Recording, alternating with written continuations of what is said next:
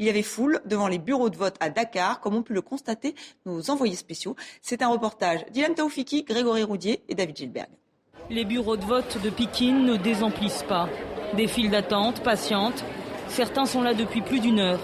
Mais ce qui prime pour la plupart, c'est que pour le moment, tout se passe bien. Là maintenant, je ne redoute rien. Bon, c'était juste des rumeurs. Mais là, à ce qu'on voit, les gens sont calmes, ils sont là à attendre pour faire leur tour. Le vote s'est bien passé, on a voté en paix. Pour l'instant, il n'y a pas de problème. La journée avait pourtant commencé avec un peu de tension.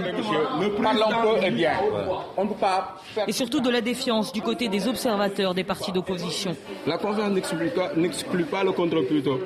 Donc ils sont là, ils doivent vérifier tout électeur avant qu'il ne vote. Les partis d'opposition ne sont pas les seuls sur le terrain. Les représentants du mouvement Y en a marre sont présents eux aussi, sans habilitation officielle. Des vigies citoyennes, en quelque sorte. On n'a rien vu d'anormal pour l'instant. Les votes se déroulent bien, pas de problème. Je suis venu pour surveiller avec d'autres jeunes les élections, pour voir si tout se passe bien, s'il n'y a pas d'irrégularité. Mais pas question de baisser sa garde. Opposition et Y en a marristes ont une crainte, la fraude.